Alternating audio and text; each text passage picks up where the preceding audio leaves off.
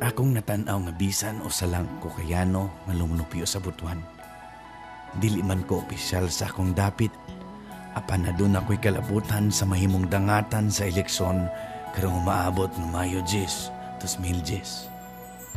Adun na ako'y kalabutan sa dangatan sa akong pinalanggang butuan.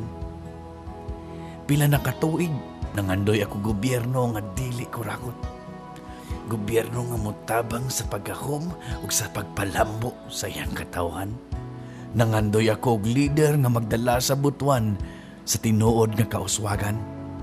Pero ang korupsyon sa atong panggamanan ug sa iyang mga empleyado nakagamot na.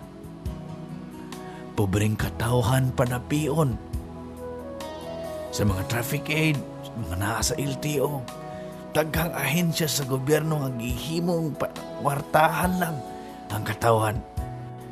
Nganong kinahanglan pa man og padanlog aron mapirmahan ang mga ginagmay nga mga transaksyon.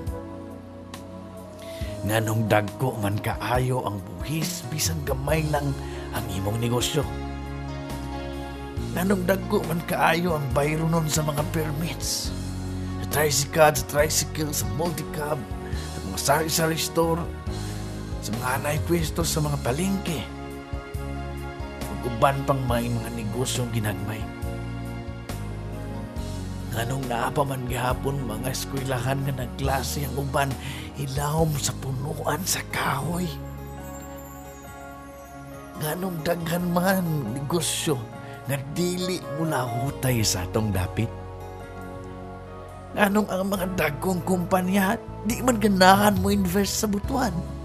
Nganong makapagawas man og minilyon nga budget para sa nindot nga City Hall, kwapo kay nga tulay, nindot nga ospital, mga timbangan nga high-tech, mga pagpa-repair sa kalsada, nga overpass nga wa magamit, mga traffic light gidauton, computerization sa sangguniang panglungsod, ug uban pang daghang mga proyekto nga sobra-sobra gayud ang kantidad. Nganong mangutang man og bilyon kapin nga kantidad aron matagbo o mapatuman ang mga proyekto nga di man unta kaayo kinahanglan.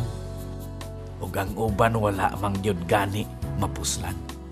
Apan ang budget para sa paglambo, budget para sa pagkakum ug pagtabang sa katawhan. Gamay raman kaayo ug halos wala naman gani.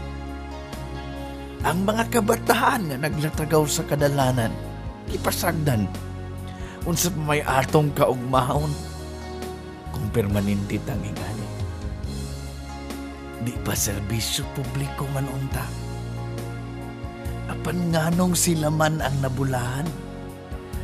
Ang publiko, kabus pa man gihapon.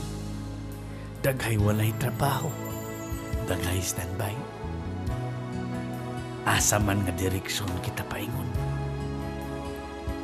Makapalambo ba sa katawhan ang mga infrastruktura nga anindo tanawon pero dili kay importante. Mag-unsa man ang tanan kung pobre ang katawhan. Mag-unsa man ang tanan kung walay klaro nga paglaom nga atong makaptan ug makit-an nga ugma damlag makabaton kita og maayong kinabuhi ug malambuong panginabuhi. Kung may kalambigitan ako sa dangatan sa butuan, bisan yano lamang ako nga lumulupyo. May kalambigitan usab ikaw. Ayaw tuguti nga padayon kitang muus-us. Panahon na para sa kabaguhan. Panahon na para sa kalambuan. Panahon na sa bagong liderato. Ang butuan dugay ng nangandoy nga masinso.